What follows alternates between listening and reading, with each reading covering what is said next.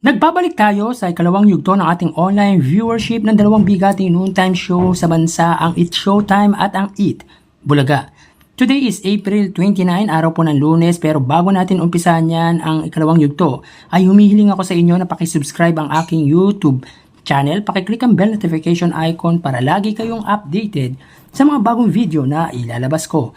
Salamat! Sa mga kaparokya, the reason why Maine Mendoza absent for almost a week sa Eat Bulaga just because of vacation together with her husband, Quezon City 1st District Congressman Arjo Atayde. Yun ang maganda at masarap sa isang noontime show kapag may prior commitment ka ay malaya kang gawin ang gusto mo, not only for Eat Bulaga, just even sa katapat nito na Eat Showtime. Samantala, ang karakter ni Miles Ocampo at Riza May Dizon as Batang Hamog sa Eat Bulaga muli na namang nagbalik.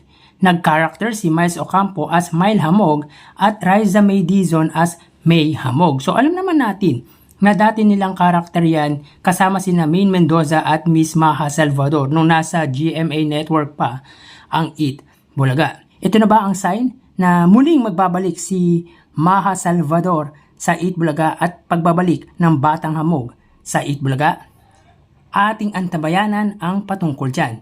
So tara, ating alamin ang ikalawang yugto ng online viewership ng dalawang bigating noontime show. Para sa Eat Bulaga, under TVJ Facebook page na may 2.3 million followers at sa Eat Showtime naman na may 17 million followers.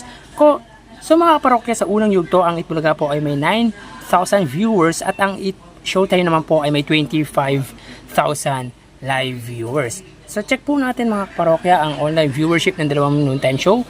Sa Eat Showtime po, makikita po natin dito ang kasalukuyang segment nila ay ang Especially For You. Ang Eat Bulaga naman po, sila ay may kasalukuyang segment na Give Me 5. So makikita po natin dito mga kaparokya, ang Eat Bulaga, ang Eat Showtime po ay may 33,000 viewers at ang Eat Bulaga ay may 12,000 live viewers.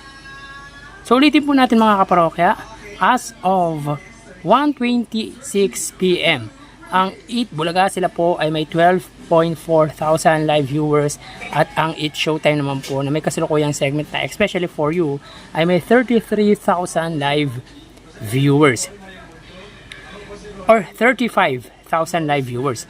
So makikita po natin dito mga kaparokya, ang Eat Showtime po ay lumamang sa Eat Bulaga ng 23,000 viewers. Kung sa unang yugto ay may 15,000 viewers na lamang ang Eat Showtime, sa pangalawang yugto po, sila po ay may 23,000 viewers na lamang sa Eat Bulaga. Pero magkaganon man, ang Eat Bulaga po ay umangat ang viewership ng 3,000 viewers at ang Eat Showtime naman po ay 10,000 live viewers.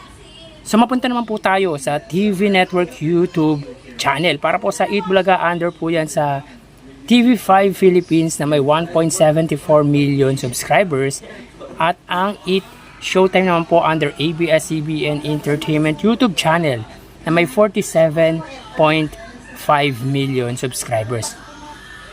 Kung sa unang yugto mga kaparokya, ang Eat Bulaga po ay nakakuha ng 40,000 under TV5 Philippines, ang Eat Showtime naman po under ABS-CBN Entertainment ay 110,000 live viewers. So as of 1:30 PM, ay kita po natin dito mga kaparokya, ang ABS-CBN Entertainment ay may 120,000 viewers. Ang TV5 naman po mga kaparokya ay may 46,000 live viewers. So ulitin natin mga kaparokya, as of 1:30 PM, ang Eat Showtime under ABS-CBN Entertainment ay may 121,000 viewers.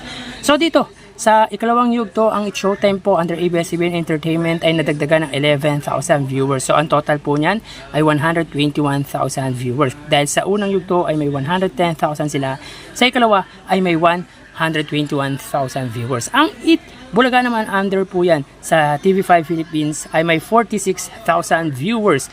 So dito naman po nadagdagan ang TV5 ng 6,000 viewers. So dito makikita po natin na lamang po ang Eat Showtime sa Eat Bulaga ng 75,000 live viewers. So mapunta naman po tayo sa main YouTube channel ng dalawang noontime show.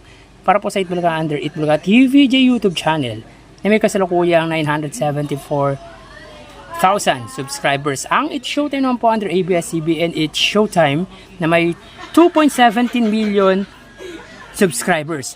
So sa unang yugto mga kaparokya, ang Eat Bulaga po ay may 50,000 viewers at ang It's Showtime ay may 98,000 live viewers.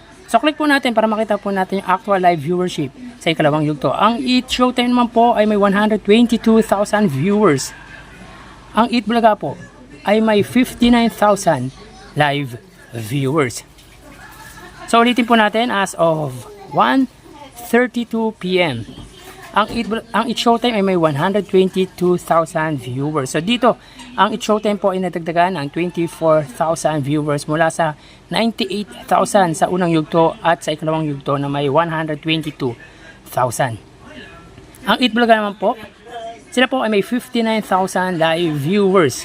Kung sa unang yugto mga parokya, ang Eat Bulaga ay may 50,000. Ngayon po sa ikalawang yugto ay may 59,000. So ibig sabihin, sila po ay nadagdagan ng 9,000 live viewers.